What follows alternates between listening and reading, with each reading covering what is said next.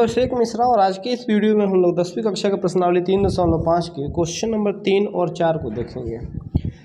इसके पहले की वीडियो में हम लोगों ने पहला और दूसरा प्रश्न कर लिया था, उसके पहले बेसिक्स और एग्जाम्पल्स भी कर लिए थे। तीसरा प्रश्न हमें कहता है कि ये समीकरण युग्म जो दिया हुआ है उसको प्रतिस्थापन विधि तथा प्रजनन विधि से ज्ञात करिए और बताइए कि दोनों में से कौन से विधि से हल करके आपको ज़्यादा अच्छा लगा या कौन सा विधि ज़्यादा अच्छा है इस प्रश्न के लिए। तो सबसे पहले प्रतिस्थापन विधि से हल करेंगे। प्रतिस्थापन विधि में क्या करते हैं, छोटा वाला समीकरण खोजते हैं और उसमें से x या y का मान निकालते हैं। तो मैं समीकरण 2 लेता हूँ, समीकरण 2 से, तो 2 से क्या आ जाएगा 3x बराबर 4 और ये प्लस 2y है तो उधर जाएगा तो माइनस 2y हो जाएगा और x का मान यहाँ निकल गया 4 माइनस 2y और बटा 3। ये गुना में 3 था तो बटा में 3 हो गया, ये हो गया समीकरण 3। अब समीकरण 3 का मान हम समीकरण 1 में रख लेंगे। समीकरण 3 का मान समीकरण 1 में रखने पर 8 गुना x की जगह पे है 4 माइनस 2y बटा 3 प्लस 5y बराबर 9। अब हम क्या करेंगे, इन सब में गुना करेंगे इसको। तो 8 में 4 से करेंगे तो क्या होगा, 8 चुका 32 माइनस 8 में 2 से तो 8 दूना 16y, ठीक। और मतलब नीचे तो कुछ है नहीं तो यहाँ 3 ही लिख देंगे, 3 और प्लस 5y और इसके बटा में 1 है, कुछ नहीं है तो 1 है बराबर 9। यहाँ से हमको y का मान मिलेगा, इसीलिए मैं इसको सॉल्व कर रहा हूँ। तो 32, अब इसका आप करेंगे, इसको 1 ही मान लिया जाएगा। 3 1 का एलसीएम निकाला जाएगा, 3 होगा और 3 एकम 3 तो ये 32 माइनस 6y प्लस 1 3 3 तो 5 3 15y बराबर 9। ये 3 इधर जाएगा तो उधर गुने में चला जाएगा, बटा में है तो 32 माइनस 6y और प्लस 15y, ये प्लस 9y होगा। मतलब 15 में से 6 जाएगा तो 9 हो जाएगा और बराबर ये 3 उधर गुना में चला जाएगा तो 3 9 27। अब ये 9y बराबर 27 और ये प्लस 32 है तो माइनस 32 और 27 में से 32 जाएगा तो 6 बचेगा। y का मान मिल गया हमें, 27 में से 32 जाएगा तो 6 बचेगा माइनस का और ये 9 इधर गुना में है तो आ गया तो बटा में आ गया, कट के हो जाएगा 2/3, वो भी माइनस 2/3। तो y का मान मिल गया हमें माइनस 2/3, ठीक है। ये y का मान हमें मिल गया। अब y का मान हम किसी एक समीकरण में रख देंगे। तो y का मान मैं रख देता हूँ समीकरण 2 में रख देता हूँ। तो यहाँ लिखिएगा, समीकरण 2 क्या कहता है, 3x प्लस 2y बराबर 4, 3x प्लस 2y बराबर 4। यहाँ y का मान रखना है तो 3x प्लस 2 गुना माइनस 2/3 बराबर 4। यहाँ से आपको x का मान निकल जाएगा तो 3x प्लस 2 दूना माइनस 4/3 बराबर 4। अब ये प्लस माइनस माइनस हो जाएगा तो 3x और ये माइनस इधर जाएगा तो प्लस हो जाएगा। देखो प्लस माइनस माइनस हो गया, माइनस 4/3 हो गया, देखो ना ये माइनस में है और ये प्लस से गुना होगा तो माइनस हो जाएगा और ये जब इधर जाएगा तो प्लस हो जाएगा। तो 3x बराबर बच जाएगा 4 प्लस 4/3। यहाँ 4/1 कर सकते हैं आप, बटा का जोड़ करना होगा, या 3x बराबर यहाँ 4 और 1 का लघुत्तम आएगा 3, 3 और 1 का माफ़ कीजिएगा 1 3 3 तो 4 3 12 और जो 3 4। अब ये देखो ये गुना में है तो इधर बटा में चला आएगा तो x बराबर 12 4 16 और बटा 3 गुना 3 3 3 9। x का मान आ गया 16/9 और y का मान आ गया 2/3। ये थोड़ा सा लंबा मैंने बना दिया। अब ब्रजगुणन विधि से इसी को सॉल्व करते हैं। मैं रेडिंग का यूज़ कर लेता हूँ। ये था प्रतिस्थापन विधि से, लिख लीजिएगा। अब हम करने जा रहे हैं ब्रजगुणन विधि। और बताना है कि दोनों में से कौन आसान है ब्रजगुणन विधि से। तो A1 का मान आ गया 8, B1 का 5 और C1 का 9। -9 भी आप लिख सकते हैं, लेकिन लिख लो -9 भी लिखो, क्योंकि ये 9 इधर जाएगा तो -9 हो जाएगा। और A2 का मान आ गया 3, B2 बराबर 2 और C2 बराबर 4, -4। ये भी प्लस में उधर जाएगा तो माइनस हो जाएगा। अब हमारा सूत्र होता है, ऊपर लिखते हैं x, y और 1, बटा में क्या लिखते हैं, b से शुरू करते हैं, BC माइनस BC बराबर CA माइनस CA बराबर AB माइनस AB। यहाँ 12 फिर 21, 12 21 12 और 21 लिखते हैं। मतलब ये सब मैंने आपको बेसिक में बताया था, तो यहाँ परेशान मत होइएगा अगर नहीं समझ में आया तो। बेसिक वाला वीडियो देखिएगा, वहाँ आपको समझ में आ जाएगा। अब बस यहाँ मान रख देना है हमें। B1 का मान क्या है, 5 है, 5 गुना C2 का मान -4 माइनस B2 का मान 2 गुना C1 का मान -9 बराबर y बटा C1 का मान, C1 कहाँ गया, हाँ -9 गुना A2 का मान 3 माइनस C2 का मान -4 गुना A1 8 बराबर 1 बटे A1 8 गुना B2 2 माइनस A2 3 गुना B1 5। अब इसको गुना कर लेते हैं, x बटा 5 चौका -20, मतलब ये माइनस और प्लस माइनस हो जाएगा और ये माइनस माइनस प्लस हो जाएगा, 9 दूना 18, y बटा 9 त्रिका 27 और माइनस माइनस प्लस हो जाएगा, 8 चौका 32, 1 बटा 8 दूना 16 और माइनस 3 पचे 15। अब यहाँ सॉल्व कर लेते हैं और आगे थोड़ा सा, x बटा -2 बराबर y बटा 27 और 32 5 बराबर 1 बटा 1। अब तुलना कर लीजिए दोनों का, तो x बटा -2 बराबर 1 बटा 1 तथा y बटा 5 बराबर 1 बटा 1। अब यहाँ x का मान क्या आ गया, x का मान आ गया -2 और y का मान आ गया 5। तो ये विधि ही मुझे ज़्यादा आसान लग रहा है, क्योंकि आंसर दोनों में सेम नहीं आया। अब हो सकता है कि हम लोगों ने यहाँ कुछ बनाने में मिस्टेक किया हो या फिर यहाँ कुछ मान रखने में मिस्टेक किया हो। देखो प्रोसेस यही होगा, आप अगर आंसर गड़बड़ हो तो आप अपने से इसको बना लेंगे, ठीक। तो यहाँ x और y का मान आपका ये आ गया, और ज़्यादा आसान नहीं है, क्योंकि देखो प्रतिस्थापन विधि इतना लंबा करना पड़ा है और ये ऊपर ही ख़त्म हो गया है, दोनों साथ से ही शुरू किए हैं। तो आप लिख देंगे कि मुझे ज़्यादा आसान ब्रजगुणन विधि लगा।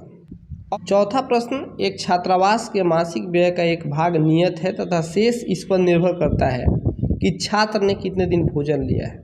जब विद्यार्थी A जो 20 दिन का भोजन करता है 1000 रुपये देता है और B 26 दिन का भोजन करता है तो 1180 रुपये देता है, तो नियत व्यय और प्रतिदिन के भोजन का मूल्य क्या है। देखो छात्रावास क्या होता है, जहाँ बच्चे अगर घर से बाहर पढ़ाई करने जाते हैं, मैं रफ के लिए यूज़ करूँगा इसलिए मैंने घेर दिया। जब बच्चे पढ़ाई के लिए घर से बाहर जाते हैं शहरों में, तो वो छात्रावास में रहते हैं, हॉस्टल में, और वहाँ उनको एक रूम का किराया देना होता है। जैसे मान लो कि मैं छात्रावास में हूँ और मुझे 500 रुपया किराया देना है मंथली। ये तो बहुत कम है, लेकिन मतलब यहाँ जो सवाल दिया उसी अकॉर्डिंग चलते हैं। 500 रुपया मान लो नियत किराया देना पड़ रहा है, और जितने दिन मैं खाना खाऊंगा उसका अलग से खाना का चार्ज देना पड़ेगा। तो 20 दिन ये बच्चा भोजन करता है, तो 20 दिन में अपना रूम रेंट और भोजन दोनों का मिला के 1000 रुपये देता है।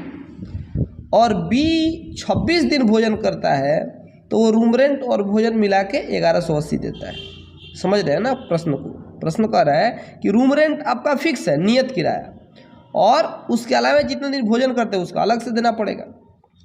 तो लिख दीजिए माना कि, वैसे भी जो निकालना होता है वो मानते हैं, माना कि नियत व्यय x रुपया तथा प्रतिदिन के भोजन का मूल्य y रुपया है। ठीक, ये ज्ञात करना है। तो नियत व्यय मान लो किराया x रुपया देना है तो वो x ही देना होगा। ये प्रश्न से लिखते हैं, प्रश्न से। और एक दिन के भोजन का y रुपया है तो ये 20 दिन भोजन करता है तो 20 y रुपया देगा ना। एक दिन के भोजन का 20 y रुपया तो 20 दिन के भोजन का 20 y रुपया। और नियत किराया मतलब रूम रेंट और भोजन का मिला के कितना दिया, 1000। मतलब इन दोनों को जोड़ेंगे तो 1000 आएगा। ये आएगा समीकरण 1। और कह रहे छात्रावास के व्यय के लिए 26 दिन का, तो x प्लस जो b के लिए अब बता रहे हैं, ये 26 दिन खाना खाया था तब दिया था 1180 रुपया। ये समीकरण 2। अब मैं इसे किस विधि से हल करूंगा, क्योंकि इस सवाल में दिया नहीं है कि आप कौन सी विधि से हल करिए, इसमें कह रहा है कि आपको जो अच्छा लगे उससे कर लीजिए।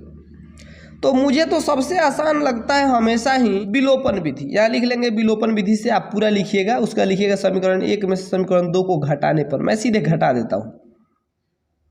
ये घटाने पर नीचे वाला का चिन्ह बदल जाता है।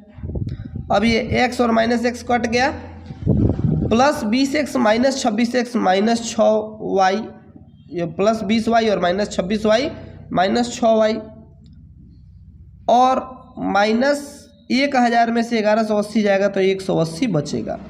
ये माइनस से माइनस कट गया, y बराबर 180/6 कट के आ गया 3 और 0 30। y का मान आ गया 30। मतलब एक दिन का भोजन कितने मिलता है, 30 रुपये में। बड़ी सस्ता भोजन है। और अब हम इस साइड कर लेते हैं ताकि एक ही स्क्रीन पे सब दिखने लगे आपको। अब y का मान किसी भी समीकरण में रख लीजिए। मैं 1 में रखता हूँ। y का मान समीकरण 1 में रखने पर क्या हो गया, तो x प्लस 20 गुना 20y है तो 20 गुना 30 बराबर 1000। तो x प्लस 600 बराबर 1000। x बराबर 1000 और ये प्लस 600 है तो माइनस 600 हो जाएगा। तो यानी कि x का मान आ गया 400। यानी रूम रेंट कितना देना पड़ रहा है बेचारे को, 400। मतलब नियत किराया 400 है और एक दिन खाना खाता है तो उसका 30 रुपये देना पड़ता है। ये दोनों हमने निकाल दिया, नीचे आप लिख देंगे। दूसरा प्रश्न कह रहा है कि एक भिन्न 1/3 हो जाती है जब उसके अंश में 1 घटाया जाता है, और 1/4 हो जाती है जब हर में 8 जोड़ा जाता है, तो अभिन्न ज्ञात कीजिए। तो आप लिख लेंगे माना कि अंश x तथा हर y है, इसलिए भिन्न क्या हो जाएगा, भिन्न हो जाएगा x/y। ऊपर वाले को अंश कहते हैं, नीचे वाले को हर कहते हैं। प्रश्न से, प्रश्न क्या कहता है कि 1/3 हो जाएगा जब उसके अंश में से 1 घटाया जाएगा। मतलब अंश में से 1 घटा दो और हर को वैसे ही छोड़ देना है, हर में कुछ नहीं करना है, तो 1/3 हो जाता है। और दूसरा क्या कहता है कंडीशन कि 1/4 हो जाएगा जब हर में 8 जोड़ दिया जाता है। मतलब हर में 8 जोड़ दो तब 1/4 हो जाएगा। देखो अब यहाँ तिरछा तिरछा गुणा करके हम यहाँ समीकरण 1 और 2 निकालेंगे इसी से। तो मैं इसको यहीं पे इसी लाइन में बना लेता हूँ। आप ऊपर नीचे करके लिखिए कॉपी में। अब तिरछा तिरछा गुणा करेंगे। अब 3 से x-1 में करेंगे और 1 से y में करेंगे। ठीक इसी प्रकार यहाँ x से 4 में करेंगे और 1 से y + 8 में करेंगे। यहाँ देखो अब क्या आ जाएगा, 3x और -3 एकम 3 बराबर y में 1 से करेंगे तो बेचारा y ही रह जाएगा। यहाँ क्या बचा, तो 4x बराबर 1 गुना y तो y ही रह जाएगा और 1 गुना 8 तो +8 ही रह जाएगा। अब देखो यहाँ से आपको समीकरण मिल गया कि 3x और ये प्लस वाई इधर जाएगा तो माइनस वाई बराबर -3 जाएगा तो 3। ये हो गया समीकरण 1। और यहाँ से मैं समीकरण 2 बनाता हूँ, 4x और ये प्लस वाई तो माइनस वाई बराबर 8। ये समीकरण 2। अब मैं इसको विलोपन विधि से ही हल करूँगा, मुझे सबसे आसान वही लगता है। अब समीकरण लिख देंगे, समीकरण 1 में से 2 को घटाने पर आप पूरा लिख दीजिएगा। 1 क्या है 3x माइनस वाई बराबर 3, 2 है 4x माइनस वाई बराबर 8। घटा देना है इसको, तो ये प्लस है तो माइनस, माइनस है तो प्लस, घटाव में नीचे वाले का चिन्ह बदल जाता है। वाई से वाई कट गया, 3x में से 4x गया तो -x, और 3 में से 8 गया तो -5, माइनस से माइनस कट गया, x का मान मिल गया 5। अब x का मान 5 मिल गया, इसी को आप किसी भी समीकरण में रख लीजिए। तो x का मान हम क्या करते हैं, समीकरण 1 में रखते हैं, ठीक है। x का मान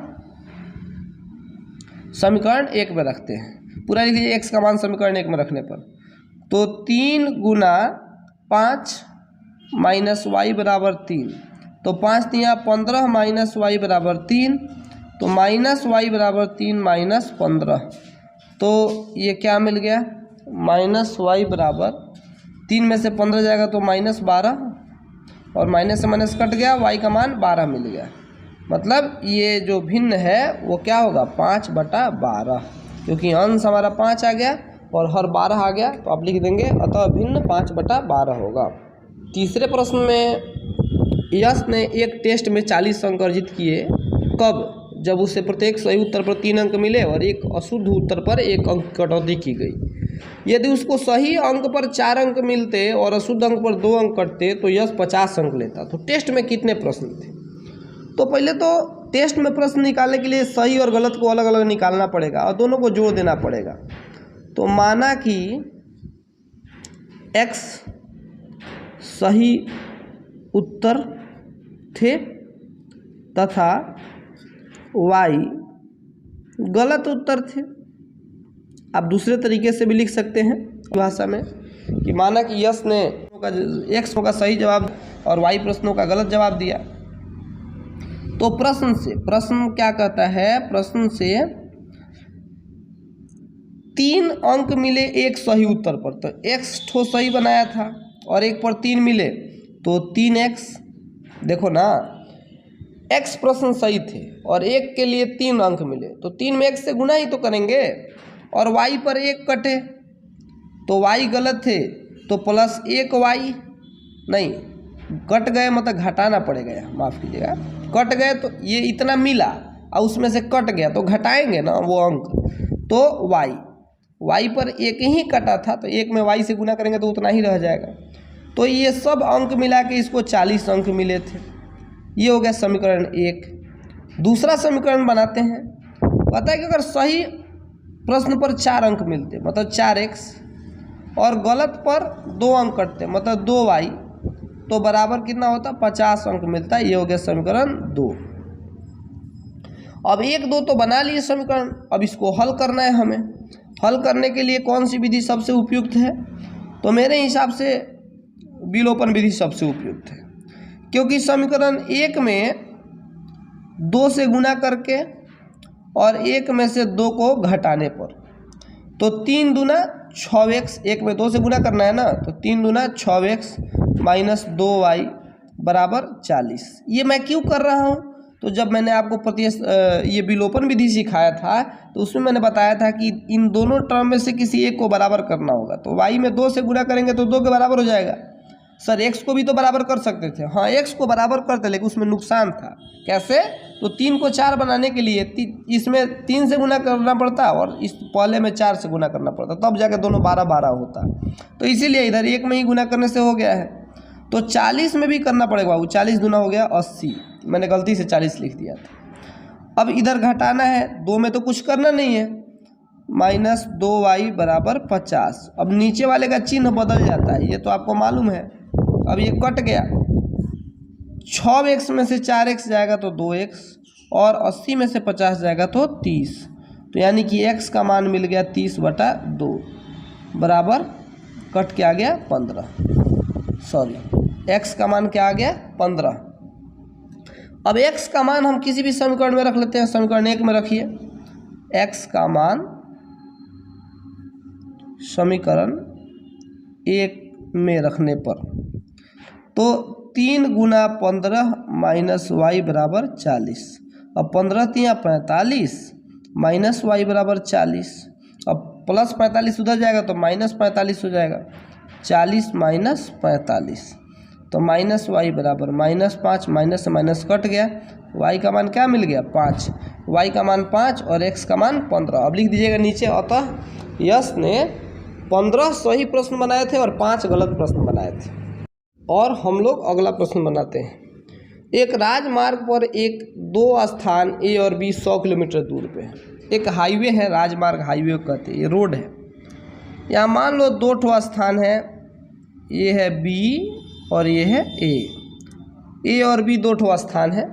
इन दोनों के बीच की दूरी 100 किलोमीटर है, 100 किलोमीटर, ठीक है।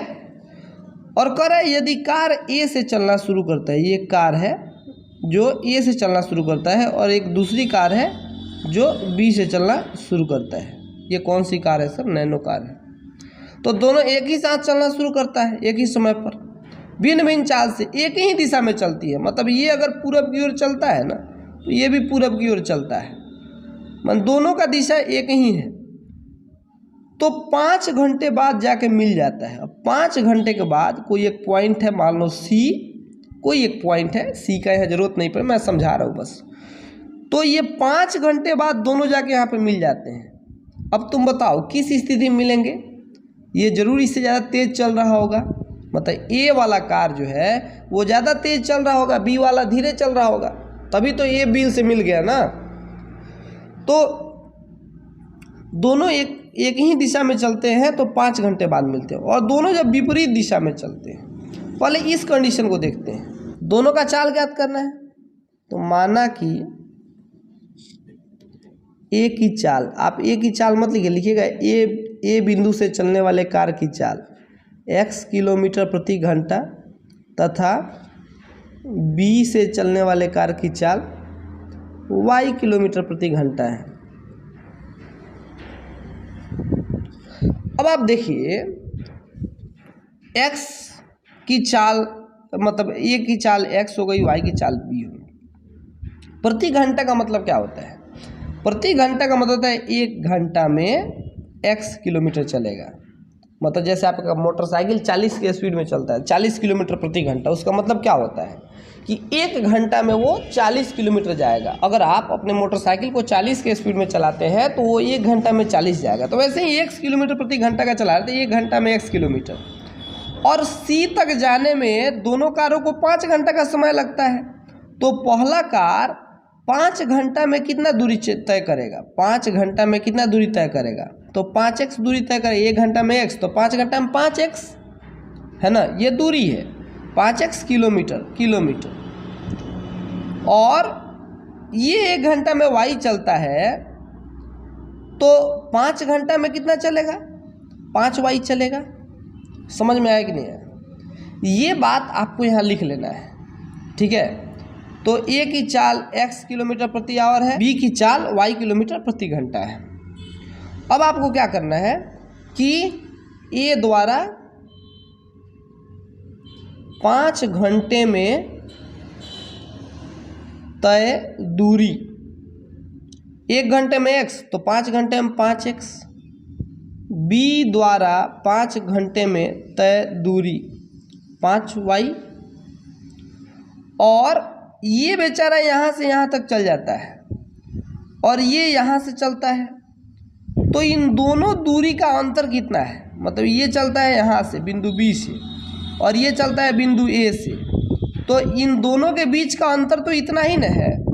तो इन दोनों दूरी के बीच का अंतर 100 किलोमीटर है। तो प्रश्न से 5x माइनस 5y बराबर 100 किलोमीटर। हमने इसको दूरी में बदल लिया, चाल ज्ञात करना है हमें, लेकिन हमने इसको दूरी में बदल लिया कि 5x और 5y हमने दूरी मान नहीं लिया, ये तो हमने निकाल लिया, x y चाल मान के और दूरी निकाल लिया। और इन दोनों दूरी का अंतर कितना है? मतलब ये यहाँ से चलता है और यहाँ से चलता है, तो दोनों के दूरी का अंतर 100 किलोमीटर है। तो ये हमें समीकरण 1 मिल गया। अब समीकरण 2 बनाते हैं कि अब फिर से देखो, फिर से ये कार B है और ये कार ए है। हालांकि कार का नाम ए और बी नहीं दिया है, ये कह रहा है कि बिंदु ए और बी से 2 कारें चलती हैं, तो आप वैसे ही लिखेंगे। मैं बस कम लिखने के लिए, शब्द कम लिखना पड़े, वीडियो छोटा हो इसके लिए मैं कुछ भी छोटा में लिखता हूँ, लेकिन समझाता पूरा हूँ। अब ये दोनों विपरीत दिशा में चल रही है, मतलब ये पूरब की ओर चल रही है तो ये पश्चिम की ओर चल रही है। तो x किलोमीटर और y किलोमीटर प्रति घंटा तो है ही, 1 घंटा बाद मिल जाती है। तो ये 1 घंटा में कितना चलेगा, x चलेगा, क्योंकि इसका चाल x किलोमीटर प्रति घंटा माने हैं और इसका y किलोमीटर प्रति घंटा माने हैं।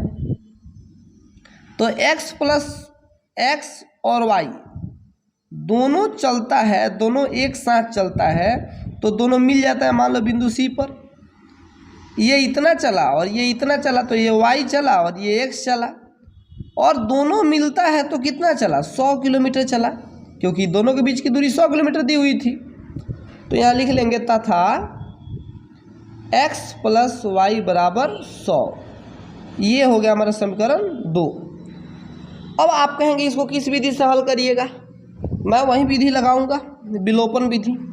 अब विलोपन विधि में कैसे, ये समीकरण 1 और 2, तो समीकरण 2 में 5 से गुना करना पड़ेगा और दोनों को जोड़ देंगे। समीकरण 2 में 5 से गुना करके समीकरण 1 में जोड़ दे, तो 1 को तो जैसे है वैसे लिख देना है। 2 में 5 से गुना करना है तो 5x प्लस 5y बराबर 100 पचे 500। जोड़ना है तो चिन्ह बदलने की आवश्यकता नहीं है, 5y से 5y कट गया, 5x 10x 100 500 600। तो x का मान आ गया कितना, 60। देखो ना, ये 10 गुना में तो भाग में हो जाएगा, तो x का मान आ गया 60। मतलब पहली कार जो हमारी है वो 60 किलोमीटर प्रति घंटा की रफ्तार से चल रही थी। अब कार B का चाल ज्ञात करते हैं, तो लिखेंगे x का मान समीकरण 2 में रखने पर, तो 60 प्लस y बराबर 100, तो y बराबर 100 माइनस 60, y का मान आ गया 40। मतलब जो धीरे धीरे चलने वाली कार थी वो 40 के स्पीड से चल रही है और जो तेज़ चलने वाली कार थी वो 60 के स्पीड से चल रही है। एक आयत का क्षेत्रफल 9 वर्ग इकाई कम हो जाता है यदि उसकी लंबाई 5 कम कर दी जाए, चौड़ाई 3 बढ़ा दी जाए। यदि हम लंबाई को 3 इकाई, चौड़ाई को 2 इकाई बढ़ा दें तो क्षेत्रफल 67 इकाई बढ़ जाता है। आयत की बीमा ज्ञात करें। बीमा कहते हैं लंबाई चौड़ाई को, तो माना कि लंबाई x तथा चौड़ाई y है, तो क्षेत्रफल कितना हो जाएगा, लंबाई गुना चौड़ाई मतलब xy हो जाएगा। ठीक है, तो प्रश्न कहता है लंबाई 5 इकाई कम कर दी जाए, मतलब x में से 5 घटा दें और चौड़ाई 3 इकाई बढ़ा दें, मतलब y में 3 जोड़ दें, तो क्षेत्रफल है वो 9 वर्ग इकाई कम हो जाता है। तो xy माइनस 9 ये क्षेत्रफल हो जाएगा। ठीक, इससे हमें मिलने वाला है समीकरण 1। इसको सॉल्व करते हैं आगे। कैसे सॉल्व होगा, तो गुना करते हैं, पहले x से y प्लस 3 में, फिर माइनस 5 से y प्लस 3 में बराबर xy माइनस 9, तो जैसे है वैसे रहेगा। तो xy plus 3x minus 5y plus minus minus 15 बराबर xy माइनस 9। xy से xy कट गया, अब ये 3x है तो 3x और माइनस 5y और ये माइनस 9 है, ये माइनस 15 हो जाएगा तो प्लस 15 हो जाएगा, तो माइनस 9 और प्लस 15 प्लस 6 हो जाएगा।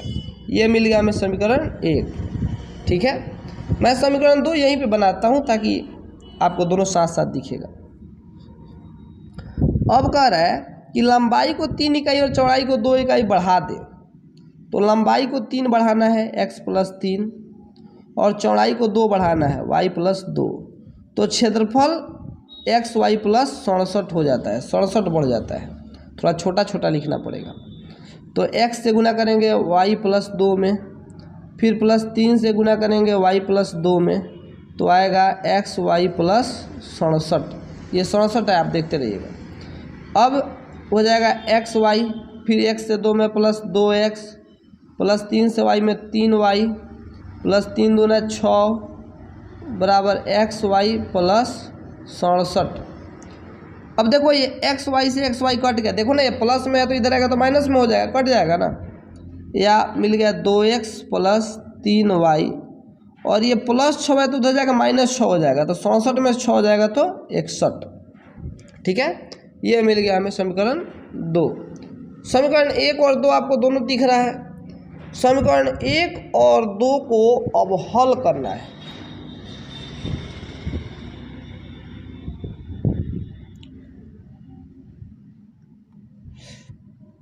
इसे किस विधि से हल करें? अब इसको भी मैं प्रतिस्थापन विधि ही लगाऊंगा।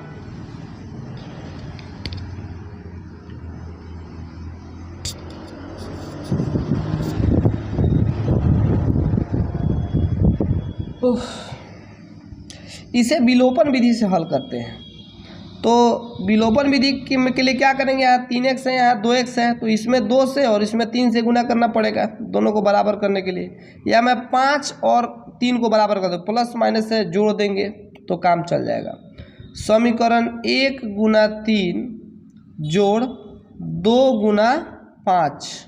अब 1 में 3 से गुना करो तो 3x है तो 3 3 9x माइनस 3 बचे 15y बराबर 3 6 18 और 2 में 5 से तो 2 बचे 10x प्लस 3 बचे 15y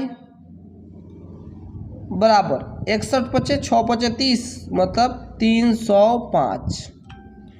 ये 61 का पहाड़ा 5 बार पढ़ोगे तो इतना आएगा। अब दोनों को जोड़ देना है तो चिन्ह बदलने की जरूरत नहीं है। 19x बराबर 8 और 5 13 का 3 बचा 1 और 1 और 1 2 और 3, ये शायद 19 से कट जाए तो x का मान क्या आ गया? 323/19।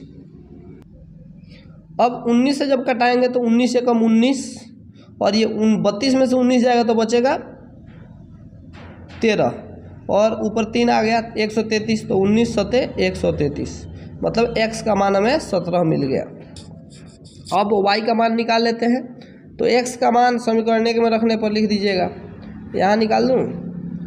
ये देखो x का मान समीकरण 1 में रखने पर तो 3 गुना 17 माइनस 5y बराबर 6, तो 17 3 51 माइनस 5y बराबर 6 और प्लस 51 उधर जाएगा तो माइनस 51 हो जाएगा। 5y बराबर 6 माइनस 51 और 6 में से 51 जाएगा तो कितना होगा? 45 माइनस का माइनस से माइनस कट गया तो y बराबर 45 और ये गुना का 5 है तो बटा का 5 कट के आ गया 9। y का मान मिल गया 9 और x का मान मिल गया 17। इस तरह से हमारा ये प्रश्नावली खत्म होता है। अभी के इस वीडियो को बस इतने ही पे रोकते हैं। अगले वीडियो में हम लोग प्रश्नावली 3.6 के उदाहरण को देखेंगे। Thank you.